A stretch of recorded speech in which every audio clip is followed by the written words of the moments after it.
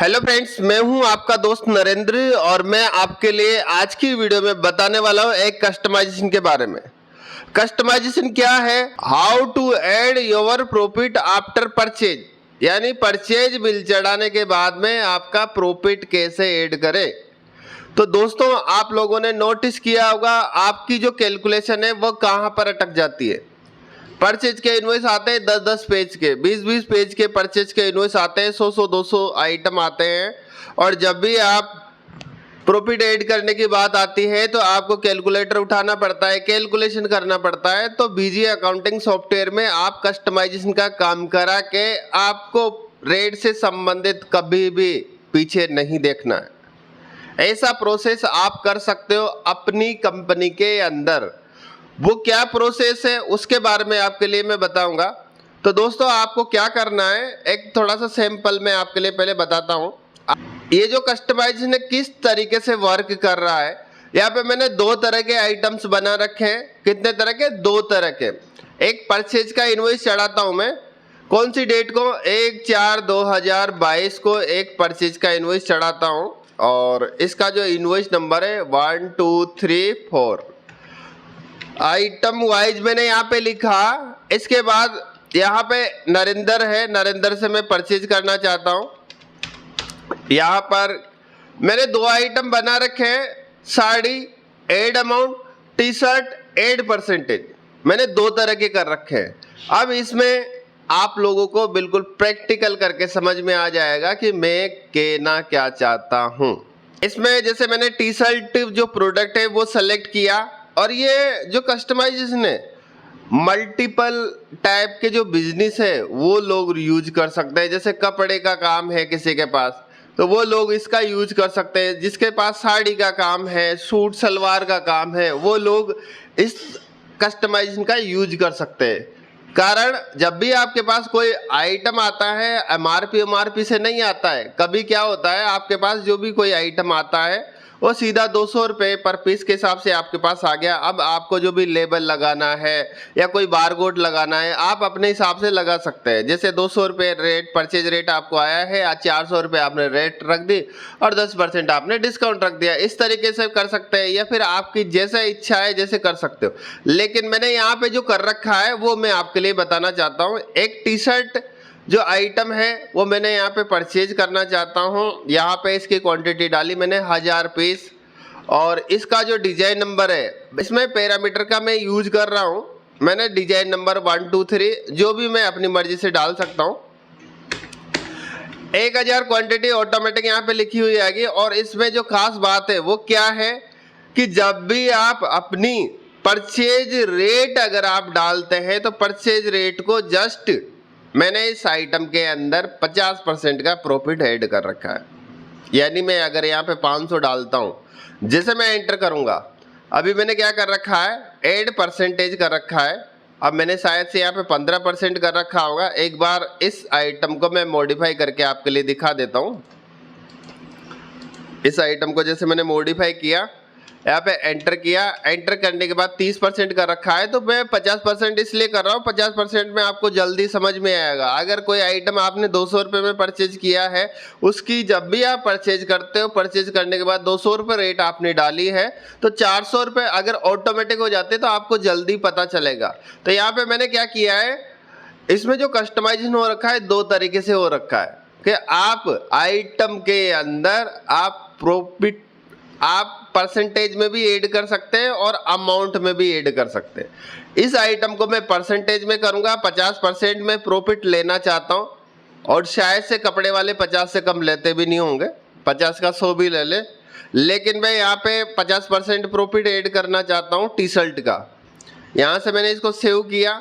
Save करने के बाद वापस से अगर इसी आइटम को मैं सेलेक्ट करता हूँ, 1000 क्वांटिटी मैंने परचेज करना चाहता हूँ, डिजाइन नंबर 1 2 3 4, और इसका जैसे मैं परचेज रेट डालता हूं 500 रुपये।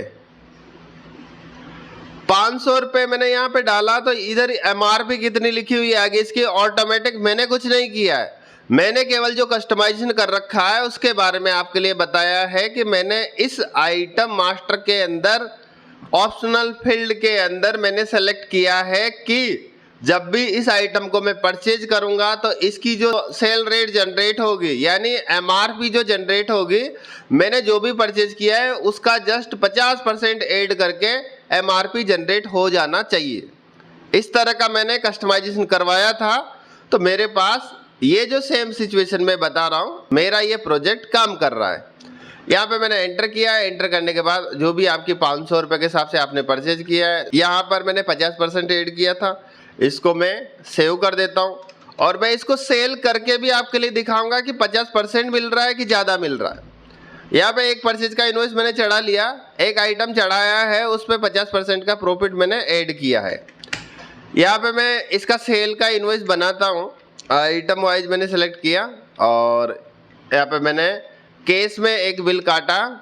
कौन सा आइटम है? T shirt. एक क्वांटिटी लिखा, इसका जो भी बार कोड है यहाँ पे लिखा मैंने और एंटर करूँगा।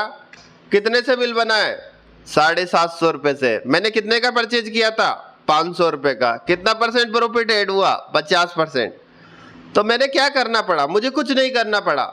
मैंने जस्ट मेरा जो भी नॉर्मल जो प्रोसेस होता है वही मैंने किया है, इसके अलावा मैंने कुछ नहीं किया। एक जो फर्स्ट प्रोसेस रहता है वो क्या करना है आपको कि जब भी कोई भी आपका जो आइटम है, आइटम में ही आपको डिसाइड कर देना है कि आपको प्रॉफिट कैसे चाहिए। जैसे बहुत सारे आइटम ऐसे रहते हैं कि भैया कम से कम भी 10 रुपये पर पीस तो मुझे चाहिए ही चाहिए, और कोई केस में ऐसा होता है कि भाई मुझे 10% चाहिए, मुझे 20% चाहिए, मुझे 50% चाहिए। सबका सिचुएशन अलग अलग होता है। लेकिन मैंने यहाँ पे जो परसेंटेज ऐड किया है 50% ऐड किया है। दूसरा आइटम है जिसके अंदर मैंने किस तरीके से कर रखा है वो भी मैं आपके लिए बता देता हूँ। एक साड़ी का प्रोडक्ट बना रखा है मैंने। यहाँ पे मैंने एंटर किया तो इसमें क्या कर रखा है, यहाँ पे मैं अमाउंट वाला ऑप्शन यूज करता हूँ और मैं 100 रुपये पर पीस के हिसाब से इसमें ऐड होना चाहिए। यहाँ से मैंने इसको सेव किया। सेव करने के बाद जब भी इसका परचेज का इनवॉइस चढ़ाता हूँ, परचेज की डेट मैंने यहाँ पे एंटर करी। एंटर करने के बाद वाउचर नंबर एंटर किया। वाउचर नंबर एंटर करने के बाद यहाँ पे मैंने डिस्ट्रीब्यूटर का नाम लिखा। डिस्ट्रीब्यूटर का नाम लिखने के बाद में मैं आइटम को सेलेक्ट करता हूँ। साड़ी यहाँ पे 10 पीस में सेलेक्ट करना चाहता हूँ। इसका जो भी डिजाइन नंबर वो मैंने यहाँ पे एंटर किया। एंटर करने के बाद मैं यहाँ पे 1000 रुपये इसकी परचेज रेट है, तो 1100 रुपये मैंने क्या बताया था कि इसके अंदर आपको 100 रुपये पर पीस के हिसाब से मार्जिन ऐड करके आपकी एमआरपी जनरेट कर देगा, और वो भी ऑटोमेटिक। आपको कुछ नहीं करना है।